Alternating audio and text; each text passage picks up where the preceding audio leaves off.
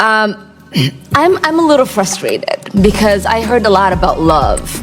And one thing that I know is it's not because of the lack of love that we're not able to feed our children. It's not because of the lack of love that we are able to house people. It's not the lack of love that we are unable to save people from dying because they don't have health care. The other thing that frustrates me is people who have experienced poverty, who have gotten the... Did you catch that? What you just witnessed is a perfect example of the growing divide in Washington, D.C. And at the center of it, Representative Ilhan Omar. But here's the twist. She's not angry about corruption, broken systems, or failed policies. She's angry at a pastor, Pastor Latasha Fields, a strong black woman who actually lived the life Omar only talks about from a distance. A woman who fought her way out of poverty through faith, discipline, and hard work. What you're about to see is a collision of two completely different Americas. One America believes in faith, family, personal responsibility, and perseverance. The other believes government is the only answer and encourages people to see themselves as victims. And this clip? It's jaw-dropping. Ilhan Omar literally mocks a woman who beat the odds, simply for suggesting others can do the same. That's not just disrespectful. It's an insult to everyone who's ever struggled and refused to give up. This matters. Watch closely. And if this hits you the way it hits me, hit that like button, subscribe, and share this video. Because the American people deserve to see what's really happening in these hearings. I thank Chairman Yama for having me, the Ranking Member Womack, and members of Congress. It's a blessing to be here today. I have been married to Ronald Fields II for 13 and a half years. We are home educators of 4 wonderful children. I have 2 girls, 22 and 3, and 2 boys, 12 and 9. My husband and I are both born and raised in Baton Rouge, Louisiana. I spent 33 years there before I came to move to Chicago, Illinois, 7.5 years ago to expand our evangelistic work. We serve as the overseers and pastors of our Report Ministries and Publication in Chicago. I am also the founder of Christian Home Educator, which is a homeschool academy, and Christian Home Support System, which is our support group. These are evangelistic outreach ministries to serve and support the families of the city of Chicago and surrounding communities. We provide assistance, resources about home education, cooperative educational and recreational resources, curriculum and parental rights issues, and much more. Our mission is to empower parents to take back the responsibility of educating their children. I am also the state coordinator of parentalrights.org, a volunteer of Junior Achievement of Chicago, and a member of Cure Clergy Network. I also have over 19 years of entrepreneurial experience, with 14 of those years being consecrated in the real estate industry and several certifications in property management and nonprofit housing.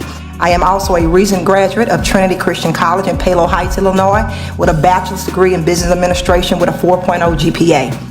So let me tell you a little bit about my journey, which is nothing short of the grace of God towards me.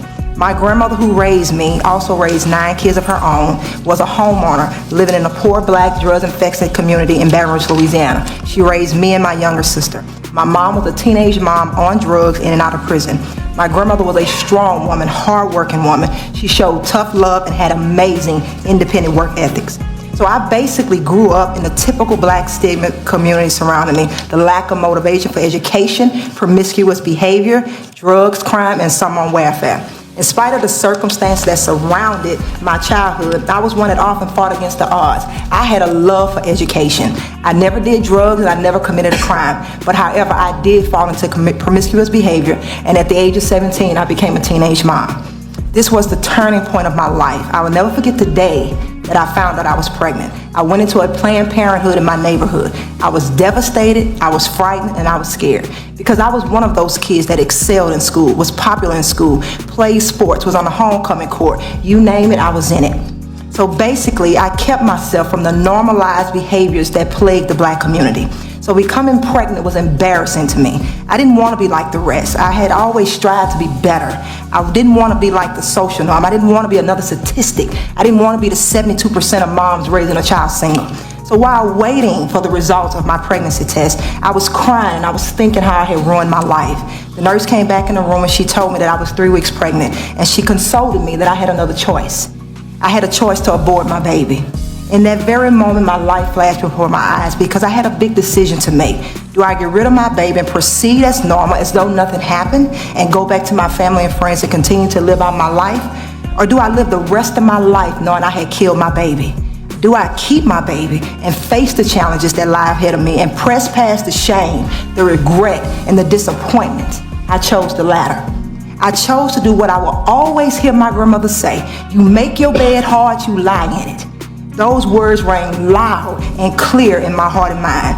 Yes, we did this. No one else is responsible for the choice we made. I must take responsibility for my actions and live with it.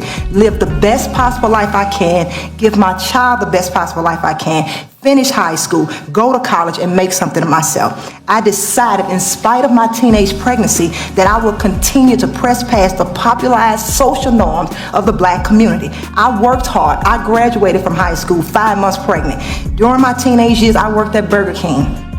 I was a part of an entrepreneurial program that we had. I worked there throughout my high school years from 15 till I graduated, but I was a mom, so I had to continue working at Burger King to provide for myself and my baby. I lived with my grandmother for several months after I had her, and she encouraged me to get on food stamps, to receive WIC, and to receive child care assistance. During this time, she also helped me to get my first apartment. After about 9 months of renting, the real estate company asked me, did I want to buy a house? I was shocked. I was excited. I went through the first-time home buyers program, and I purchased a 3-bedroom, 1-bath house at 18 years old. After 2 years of being on food stamps, I found myself increasingly growing to hate the program. I felt awful while I was on the program. It was such a level of disrespect and deprivation. I couldn't take it any longer. I removed myself from the food stamp program, but however, due to me working and going to college, I had to remain on child care assistance. After having my baby in 1996, buying my home in 1997, the same real estate company offered me a job. I became a secretary, later a rental assistant manager, and later in December 2005, I became a licensed real estate agent. However, from 1996 to early 2005, I was a single mom, working hard, working 2 jobs sometimes, going to college and maintaining honors. By November 2004, I gave my life to Christ. Met my husband. We got married October 2005. After becoming a Christian, I became an ordained minister. My faith began to challenge and propel me to work for families and kids and tackle the problems that plague the Black communities. I lived it, and I wanted to reverse the plague. I had begun and purposed in my heart that I would become that change and advocate for my family and friends. In 2006, I felt compelled by God to take more responsibility for my daughter's education. I took her out of the public education in the 4th grade, and I wanted to give her a Christian education by homeschooling her. So we did. My husband and I did not know what that would entail, but we obeyed God. Later, in 2007, we opened up a Christian homeschool academy as an extension of our evangelistic work. My husband and I are now homeowners in Chicago, Illinois for the last 3 years. My husband is the owner of his own barbershop in the South Shore community in Chicago for the last 5 years, and we are continuing our ministerial work with our Christian school and our co-op group to support the families in the city of Chicago. Mr. Fields, if you could wrap it up, your time is considerably over, so if you can wrap it up. You can make a concluding statement. Oh, wrap it up, okay. And one more point, that we graduated our oldest daughter, she's 22, from being homeschooled all the way to 12th grade. We graduated her from our homeschool academy, and now she just walked across the stage from the University of Bridgeport with a degree in nutritional science with a 3.1 GPA from being homeschooled. Thank you. Are there examples of successful anti-poverty programs that you have been a part of that address these problems for youth? Thank you, Member Flores. Yeah, and that's I'm hearing everybody testify as well over the same thing, and I'm finding it hard to understand why, when the word is said hard work, why is that interpreted in a different way? I realize all of us sitting here, everyone in this room has worked hard to some extent. But what we're saying is, and I believe you all would agree, that even where you all sit as representative Congress and senators, you did not do it by not working hard. And so we just need to understand what that word means. We're saying that you have to persevere, you have to endeavor. And for me, I grew up in the same environments that everyone sitting here is testifying about. Again, my mother was on drugs, in and out of prison. My grandmother did not have federal aid. My grandmother bought a house in 1972 working as a janitor at Louisiana State University.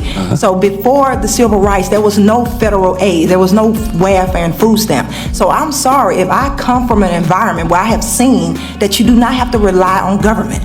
Right. You can work hard and persevere no matter how long it takes, and that's what I did. I got the food stamps for a couple of years, so I'm not here to say totally dissolve it. People do need help, but what I'm here to say, and especially working in the real estate industry, it doesn't have to be perpetual. Right. You know, you got families that pass Section 8 and welfare down like it's an inheritance. The Bible says we ought to lay up an inheritance for our children, and it's not government entitlement. When you said you homeschooled your kids, I want to understand what values you teach them. Oh, I definitely teach them personal responsibility. And even to add to that, what you were saying about trade, me and my husband both, even though I have a bachelor's degree, I also have a trade. My husband is a barber, he has a trade. We have lived the life they're saying with the living wages. I bought a house making $4.25 an hour. So we understand living on wages, but the way we got out of poverty is what you're saying, is we got trade, we went and got an education. And me and my husband talk about that all the time. If the government could make trade more accessible, you know, spend those federal dollars so people can sharpen their skills and get out. My husband just bought us a 3-bedroom home, 2 full bath home in Chicago, being a barber with a trade. He has a 10th grade education, and he did it with a trade skill. So those are the kind of programs that we should be advocating for our government, to sharpen our skills, bring back those trade skills into the black community so that we can rise above poverty. We can't do it with just a high school education all the time. All right, let's break this down. On one side, we have Pastor Latasha Fields, a woman whose story isn't a talking point or political slogan. It's real life. She grew up in a poor, drug-infested neighborhood with a mother battling addiction, going in and out of prison, and became pregnant at just 17. By every so-called systemic measure Ilhan Omar loves to cite, Fields was supposed to be just another statistic. But she wasn't. Why? Because she had something Omar's ideology can't handle: values, personal responsibility, and discipline. Lessons passed down from a grandmother who, despite being poor, owned her home and taught her that if you make your bed hard, you have to lie in it. Accountability became her foundation. From there, Fields worked at Burger King, relied briefly on food stamps, but refused to get comfortable in dependency. She hated the limitations, pushed herself forward, bought her first house at 18, found faith, got married, built a stable family, and created a meaningful life. When she came to Congress, she didn't bring excuses, she brought solutions. She highlighted trades, pointed out how her husband, with only a 10th grade education, supports their family while owning a barbershop, showing what real-world success looks like, the American dream in action. And how did Ilhan Omar respond? With disgust and anger.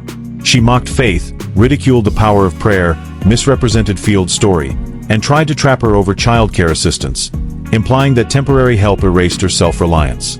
Omar missed the point entirely. Fields never said all programs are bad. She said they should be a hand up, not a lifelong handout. Yet Omar seems to want permanent dependence. Then came the bootstraps comment, a direct shot at a woman who rose from nothing to build everything. From her seat of power, Omar mocked resilience, reducing Fields' incredible story of perseverance to a stereotype. She pretended Fields doesn't care about others, ignoring the homeschool networks and community programs she founded, doing far more for people than empty government promises ever could. This is the real divide. Fields represents individuals, families, faith, and hard work. Omar sees victims, systems, and government control. Stories like Fields expose a truth Omar can't stomach. You are not a product of your environment. With discipline, values, and perseverance, you can rise, you can succeed, and you can change your life in America. And that reality completely shatters her worldview.